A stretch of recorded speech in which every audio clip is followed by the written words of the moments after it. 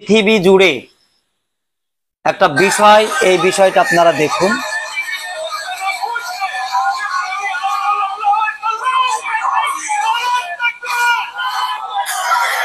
আমিও প্রাথমিকভাবে I love Mohammad, I love Mohammad, I love Mohammad বলেই ভিডিওটা শুরু করছি।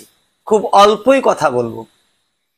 এই বছরে গত মাসে রাসূল সাল্লামের জন্মদিনকে কেন্দ্র করে উত্তরপ্রদেশের কানপুরে কোনো একজন যুবক ছেলে তার বাড়ির সামনে নবীর জন্মদিবস উপলক্ষে সেখানে লিখে আই লাভ মোহাম্মদ।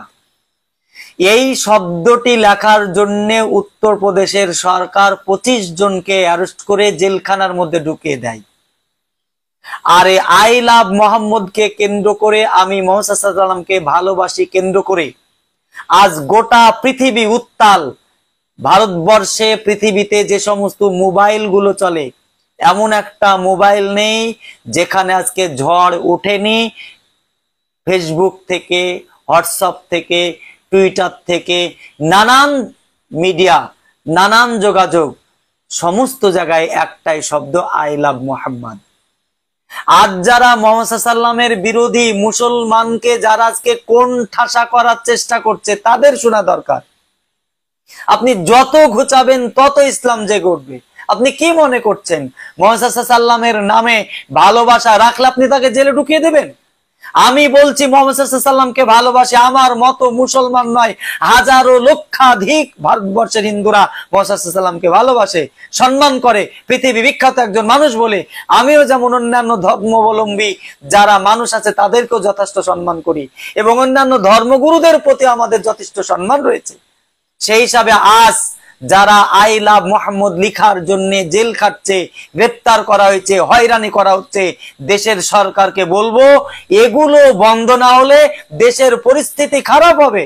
আপনি মনে করছেন মুসলমানকে ঘুচা মেরে, মুসলমানকে এটা ওটা বলে মুসলমানকে দাবিয়ে দেবো? না, সম্ভব নয়। মুসলমান পৃথিবী বিখ্যাত একটা ধর্ম ইসলাম।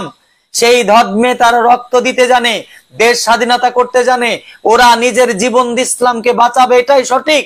আপনি কি মনে করছেন যে আই লাভ মোহাম্মদ বললেই ধরে নিয়ে গিয়ে জেলে দেব? ভারতবর্ষের খুব দুঃখের সাথে জানাচ্ছে যে পরিস্থিতিটা হতে যাচ্ছে। মুসলমানকে আজকে এসআইআর এর নামে, আজকে এটার নামে, সেটার নামে, কাগজ দেখার নামে হয়রানি, মুসলমান হলেই, দাড়ি টুপি থাকলেই তাকে বাস স্ট্যান্ডে হয়রানি, তার মোবলিং চিং নানান শুরু হচ্ছে।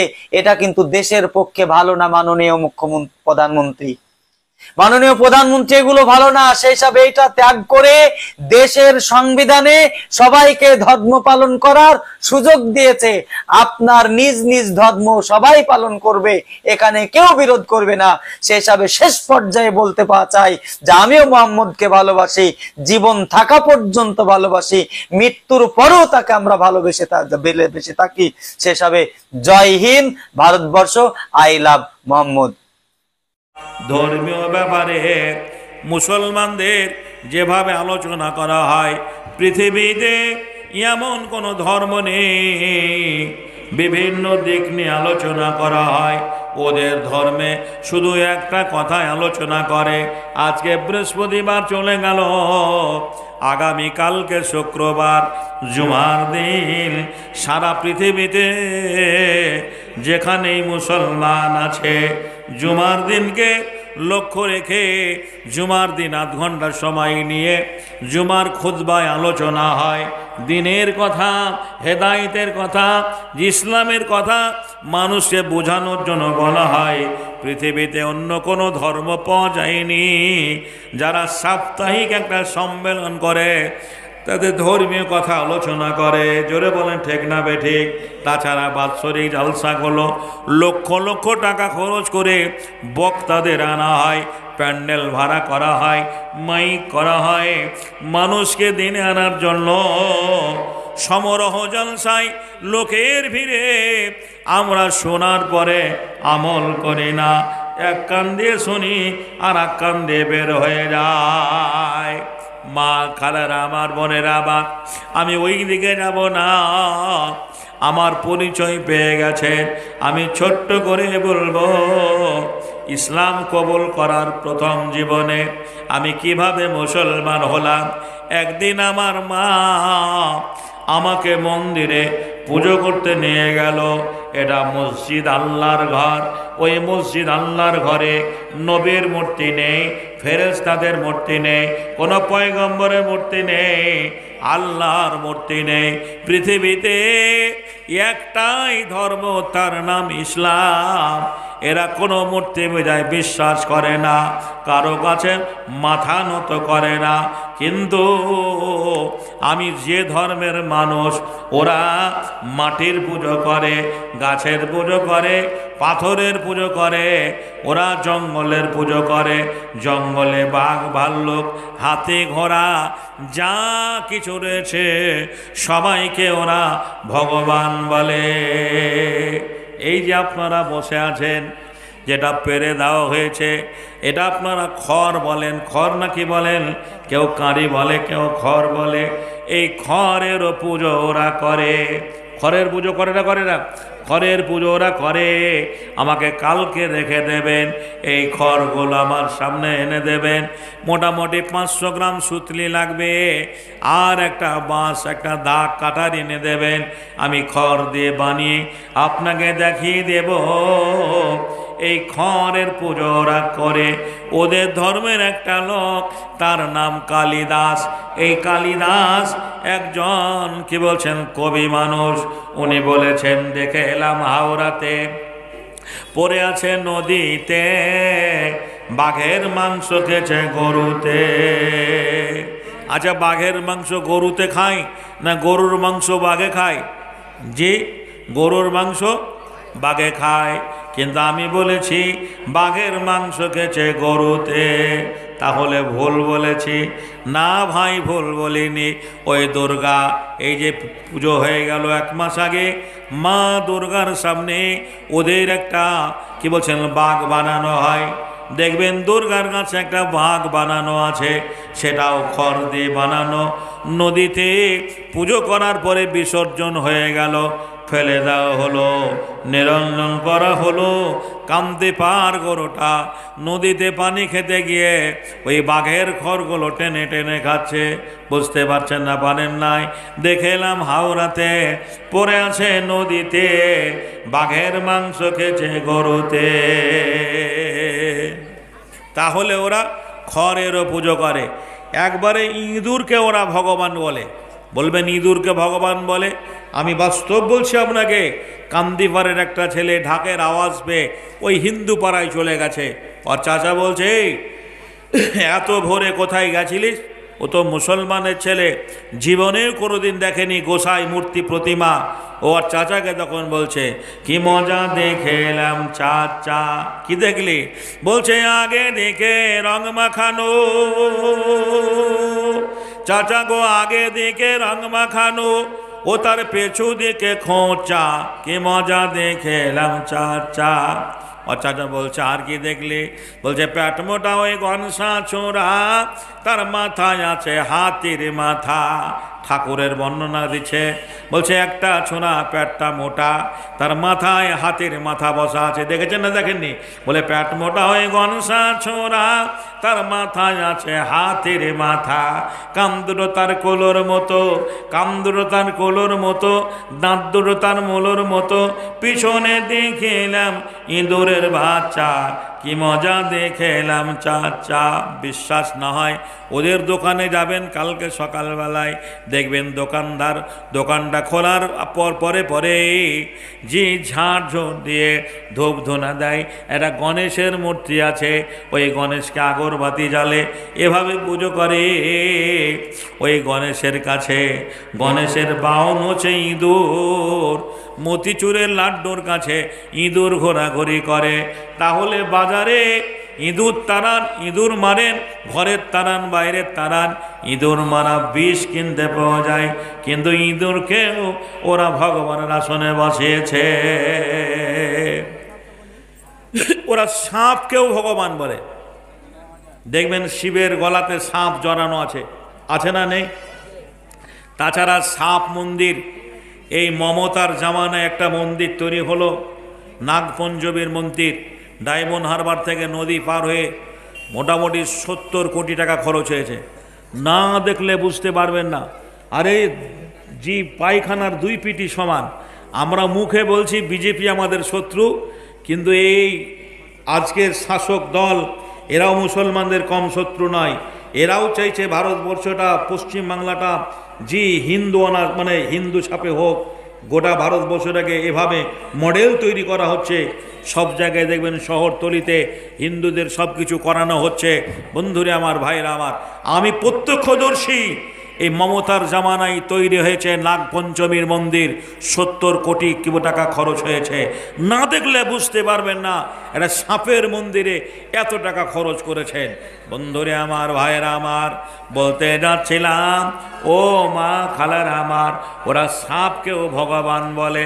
হাদিসে আছে আল্লাহর নবী বলেছেন, তুমি নামাজে দাঁড়িয়েছো, বাড়িতে নামাজ পড়ছো, নামাজ শেষ হয়নি, দেখছো একটা সাপ চলে যাচ্ছে, নামাজটা ছেড়ে দাও, সাপটাকে আগে মারো, কেননা সে তোমার ক্ষতি করতে পারে। কিন্তু ওরা দুধ কলা দিয়ে সাপকে পুজো করে।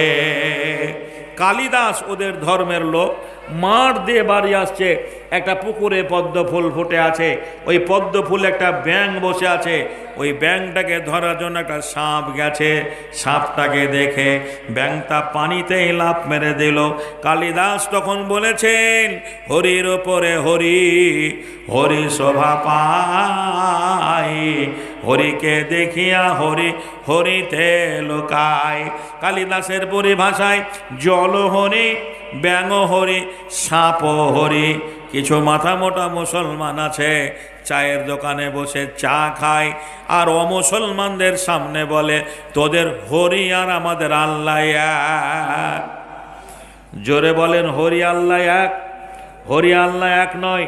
ভগবানের ভগবতী আছে, ঈশ্বরের ঈশ্বরী আছে, নারায়ণে নারায়ণে রয়েছে। আল্লাহ এমন একটা গুণবাচক সেফাতি নাম, যার আগে পিছে কেউ নেই। কোরআন ফাইসালা করেছেন, সূরাটার নাম ইখলাস। বিসমিল্লাহির রহমানির রহিম। আমরা সবাই জানি কুল হুয়াল্লাহু আহাদ, আল্লাহুস সামাদ, লাম ইয়ালিদ ওয়া লাম ইউলাদ ওয়া লাম ইয়াকুল লাহু কুফুয়ান আহাদ। তাই তো আল্লাহর জমিনে আল্লাহ ছাড়া কাউকে সেজদা করা যাবে না।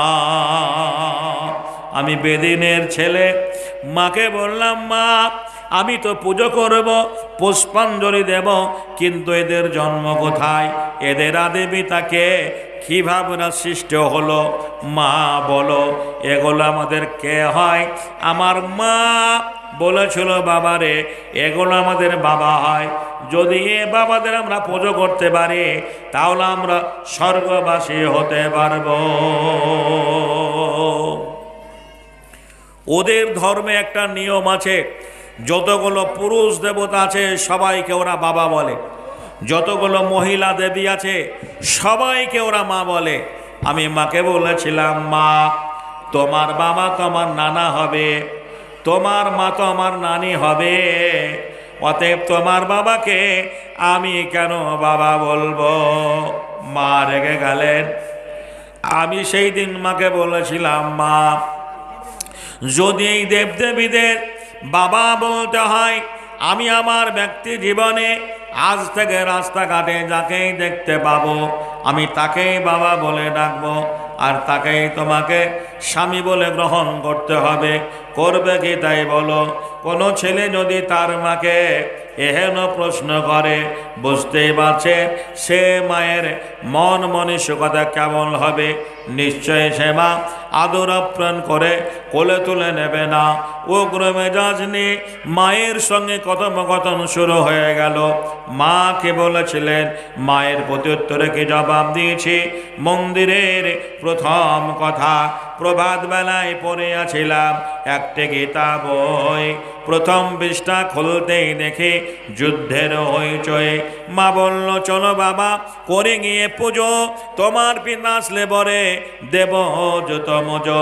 আমি বলিলাম মায়ের তরে, ওগো মা শোনো, কোনটা তোমার আসল পিতা তাকে তুমি চেনো?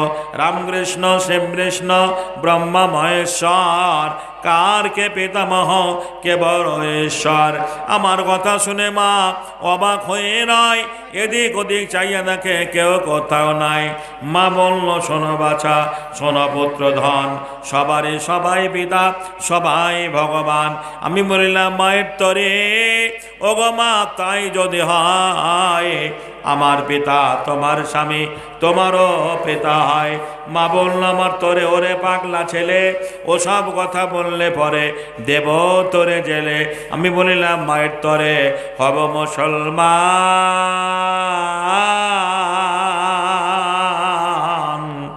নামাজ পড়ে রোজা রেখে আনিব ঈমান।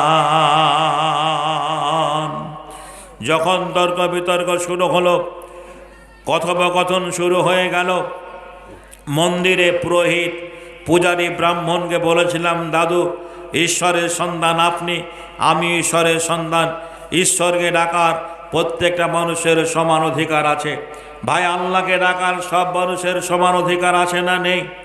আজান হয়ে গেল, ইমাম নেই, মৌলানা নেই, হাফেজ সাহেব নেই, কারি সাহেব নেই, লোকটা 5 ওয়াক্তের নামাজি, ইট ভাটায় কাজ করে, টোটো চালায়, হকারি করে, ফেরি করে।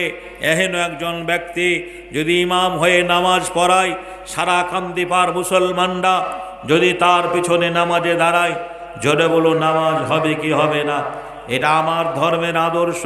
কিন্তু ওদের ধর্মে তুমি যত শিক্ষা দীক্ষায় জ্ঞানে গরিমায় পারদর্শী হও না কেন, ব্রাহ্মণ না হলে তোমাকে পুজো করতে দেওয়া হবে না, মন্দিরে উঠতে দেওয়া হবে না। আমি বলিনি, ইতিহাস প্রমাণ করেছে জাগজীবন রামের মতো আদর্শ মানুষটাকে মন্দিরে পুজো করতে দেওয়া হয়নি। বাবা আম্বেদকরের মতো মহান ব্যক্তিকে মন্দিরে উঠতে দেওয়া হয়নি। আজও উচ্চ বর্ণের ব্রাহ্মণ্যবাদীরা হরিজনদের প্রতি কি নির্মম ব্যবহার করে মাঝে মাঝে আমরা খবরের কাগজে দেখতে পাই। দেখা গেল না আমাকে ধর্মের বই পুস্তকগুলো পড়তে হবে। সেখানে চেতনার বিপ্লব, বিপ্লবী সমস্যার সমাধান করে। যারা পুজো করে তাদের পুজো প্রসঙ্গে বলেছেন শ্রেষ্ঠ পূজা কাকে বলে। এটা আমার ধর্মের কথা নয়, তাদের ধর্মের কথা। শ্রেষ্ঠ পূজা প্রসঙ্গে বলেছেন ধাতু বাছান, মাটির মূর্তি, কাজকৃত সে গঠনে, আতপ চারার পাকা কলা, কাজকৃত আয়োজনে, মেষ ছাগল মহিষ জাতি, কাজকৃতর বলিদানে, জাকজঙ্গে করলে পূজা, অহংকরায় মনে মনে তুমি লুকিয়ে তারে করবে পূজা, জানবে না রে জগৎ জনে তুমি ভক্তি সুধা খাইয়া তারে তৃপ্তি কর আপন মনে। দেখা গেল না মনের ভক্তিতে ডাকে একটাই জাতি, তারা মুসলমান।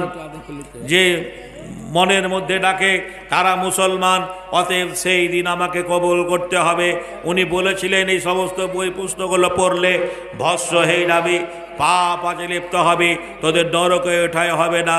আমার মনের ভয় হলো আমি ধর্মের বই পুস্তকগুলো পড়তে, বন্ধুরে আমার দেখা গেল না আমাকে আরও ওই ধর্মের বই পুস্তকগুলো পড়ে গিয়ে যেতে হবে। আমার বিহাইন মালামের মা 500 টাকা দিলে জি কালিল হয়ে গেছে। জি, আপনার মৌলানা সাহেব বলছেন আমার বিহান আব্দুল আলমের মা 500 টাকা দিয়েছেন। জি, আপনার অসুস্থ হয়ে আছেন নাকি? আচ্ছা, সভা মাঝে কাগজে ইয়ারালে যে ছিল সেও 500 টাকা দান পাঠাইল, পরিমাণে 500 টাকা করে গেল দান।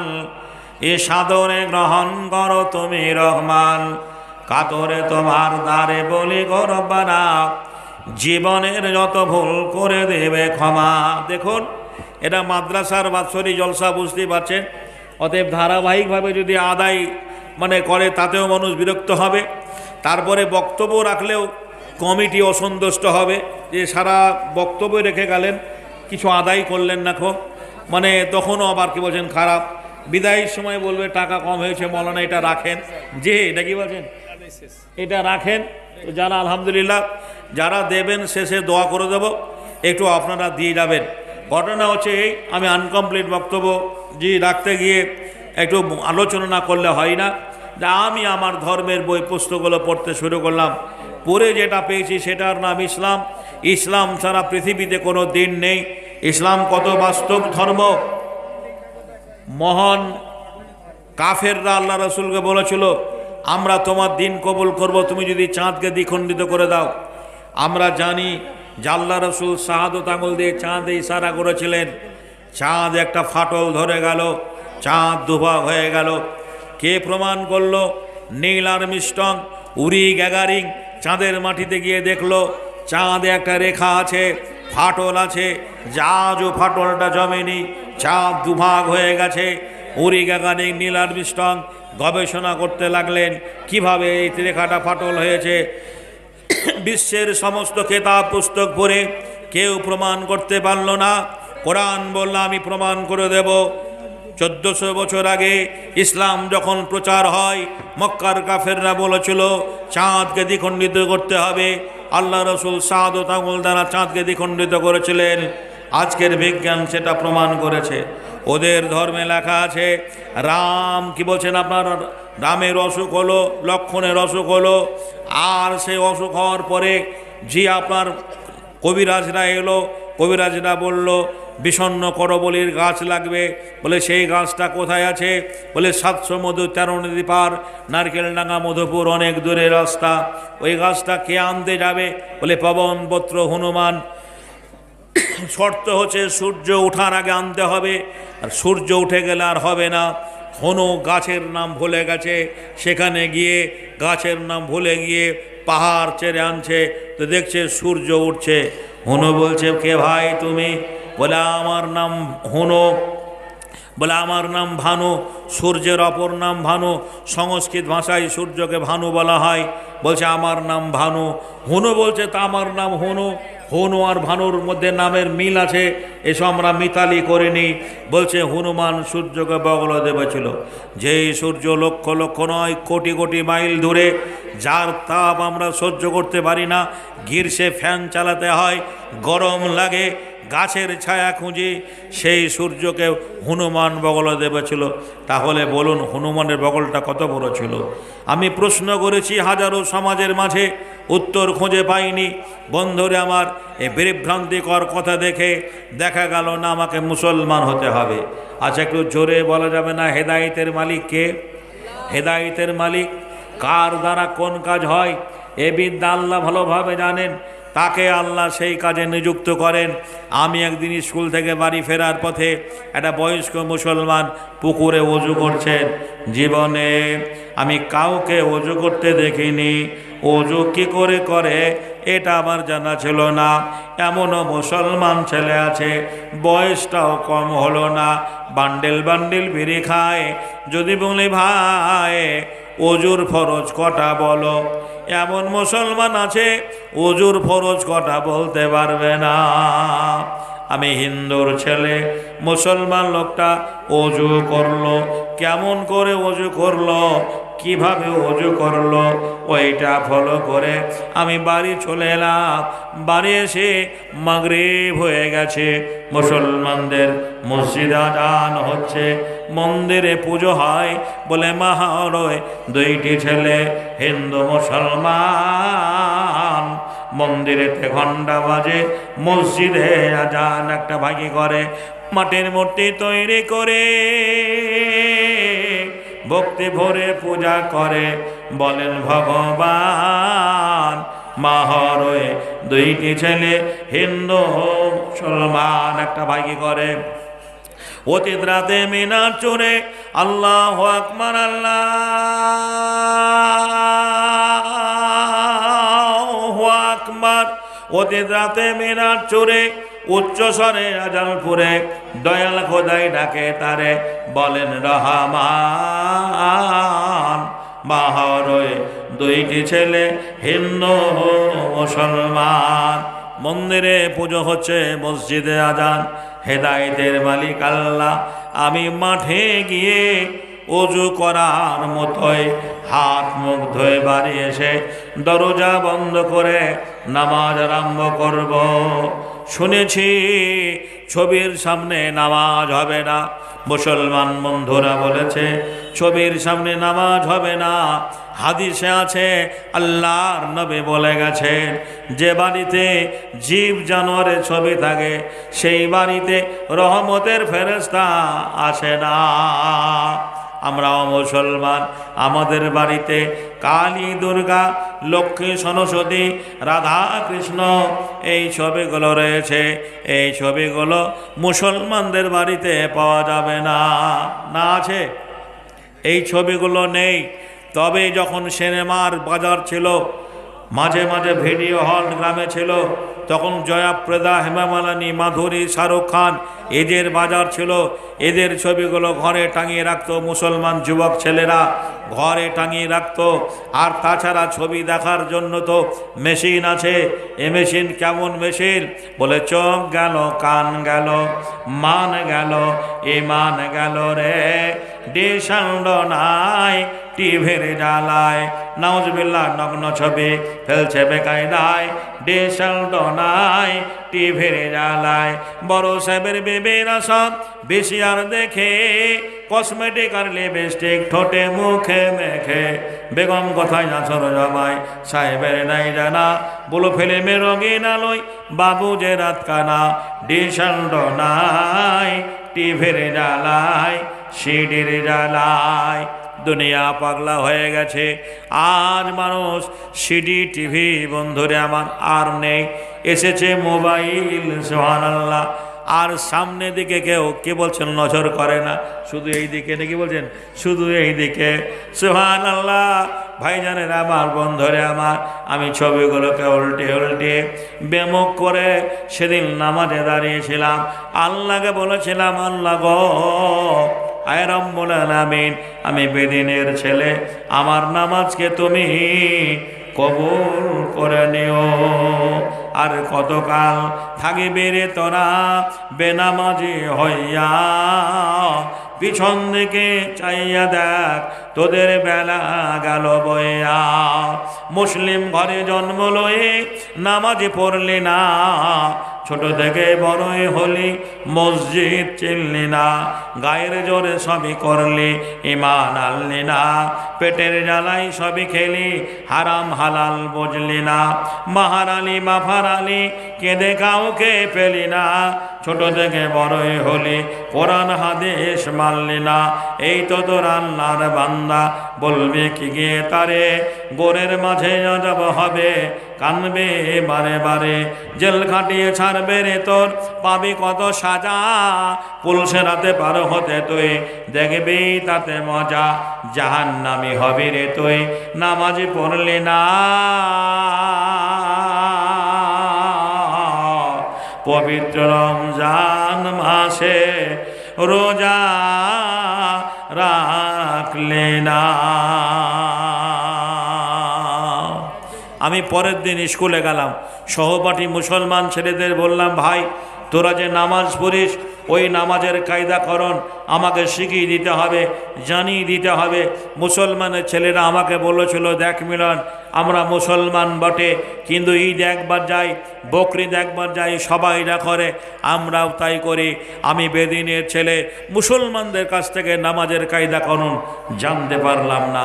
একদিন বাংলায় একটা দিনিয়াত শিক্ষা বই চোখে পড়ল, আজও বইটা বাজারে কিনতে পাওয়া যায়। দিনিয়াত শিক্ষা বইটা আমি কিনে রাত্রিবেলায় পড়ে দেখছি আরবি ভাষায় লেখা আছে। তখন আমি বেদিনের ছেলে, আরবি পড়তে জানতাম না, ওই আরবিটা বাংলায় লেখা আছে, বিসমিল্লাহির রহমানির রহিম, আলহামদুলিল্লাহি রাব্বিল আলামিন, আর রহমান রহিম, মালিক ইয়াউমিদ্দিন, ইয়াকা না'বুদু ওয়া ইয়াকা নাস্তাইন, ইহদিনাস সিরাতাল মুস্তাকিম। ওই আরবি ভাষা থেকে বইগুলো দেখে দেখতাম বাবা মা ঘুমিয়ে গেছে, ক্লাসের পড়াশোনা করার ফাঁকে রাতের অন্ধকারে চোর যেমনি চুরি করতে চলে যায় নির্জন নিরিবিলি জায়গায়, খোলা আকাশের নিচে, পুকুর পাড়ে, খেলার মাঠে, ফসলের জমিতে, আমি এইভাবে নামাজ আদায় করেছি, তবু আজও নামাজ ছেড়ে দেইনি। যে নামাজের জন্য বাবা মা আত্মীয় স্বজন সবাই পণ হয়ে গেছে। আমি ধরা পড়ে গেলাম একদিন রাত্রিবেলায় নামাজ পড়ছে, আমার জানালা বন্ধ করতে ভুলে গেছে, দরজা বন্ধ করেছে। আমার কাকিমা জেঠিমা আমার নামাজ পড়া দেখে মাকে ধরে এনেছে, বলল তোর ছেলে মুসলমানদের মতো ঘরে কি করছে দেখ।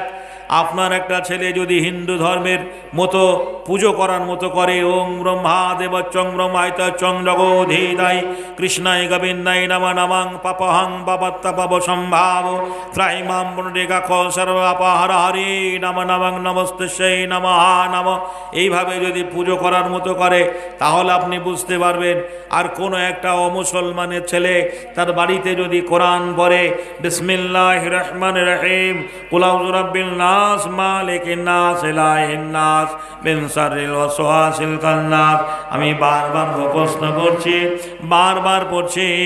আমার মা রাত্রিবেলা দরজার সামনে এসে বলে, মিলন দরজাটা খোল। আমার ভয় হয়ে গেল, নামাজ শিক্ষা বইটা প্রথমত লুকিয়ে রাখলাম।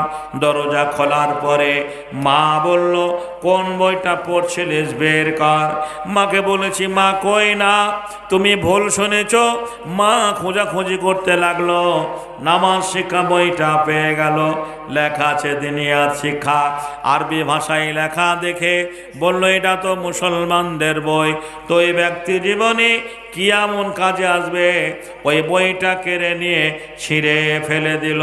মাকে সেই দিন বলেছিলাম, মা তোমরা যাকে বলো স্বর্গ, মুসলমানেরা বলে জান্নাত, ওই স্বর্গ বা জান্নাত পেতে হলে এই বইটা আমল করলে স্বর্গ বা জান্নাত পাওয়া যাবে। মাটির প্রতিমাকে দেখে স্বর্গ বা জান্নাত পাওয়া যাবে না। যারা নিজেই দাঁড়াতে পারে না, যারা নিজেই খেতে পারে না, কুকুরে প্রসাদ খেলে পরে যে প্রসাদ তাড়াতে পারে না, কুকুরকে তাড়াতে পারে না, তারাকে হেদায়েত করতে পারে। জোরে বলুন, হেদায়েতের মালিক কে? হেদায়েতের মালিক হচ্ছে আল্লাহ। এভাবে আমার সংগ্রামী জীবন শুরু হলো। একদিন স্কুল থেকে বাড়ি ফেরার পথে একজন মৌলানা রাস্তা দিয়ে যাচ্ছেন, যারা নায়েবে রাসূল, যারা ওলামায়ে দ্বীন, আল ওলামা ওয়ারাসাতুল আম্বিয়া। এখনকার আলেমরা তো বন্ধুরে আমার দাড়িটাও ছোট করে, তারপরে হাওয়াই শার্ট জামা মাঝে মাঝে পরে। সেদিনের আলেমরা তাদের পোশাক আশাক দেখে, যে বন্ধুরে আমার একটা ডাক্তারকে দেখলে যেমনি অসুখের কথা মনে পড়ে, তেমনি একটা আলেমকে দেখলে পরে পরকালের কথা মনে পড়ে, আল্লাহর কথা মনে পড়ে। আমি আলেমকে দেখে সালাম দিয়ে বললাম, মৌলানা সাহেব, হিন্দুদের বাড়িতে নামাজ পড়া হবে কি হবে না? হিন্দু মুসলমান গায়ে লেখা নেই। আপনার আমাকে যে পোশাকে দেখছেন এমনি পোশাক তখন আমার ছিল না। আমি করলাম কি, জি আমি বললাম, রব্বুল আলামিন সব নামাজ আমার বেকার হয়ে গেছে, বৃথা হয়ে গেছে। উনি বললেন, ওরা পেচ্ছাপ করে পানি নেয় না, নাপাক অবস্থায় থাকে, বিভিন্ন রকমের দেবদেবীর পুজো হয়, ওদের বাড়িতে নামাজ না পড়াটাই ভালো। আমি বাড়িতে নামাজ পড়া বন্ধ করে দিলাম। দেখলাম না, আমাকে এভাবে লুকিয়ে লুকিয়ে নামাজ আদায় করতে হবে। ক্লাসের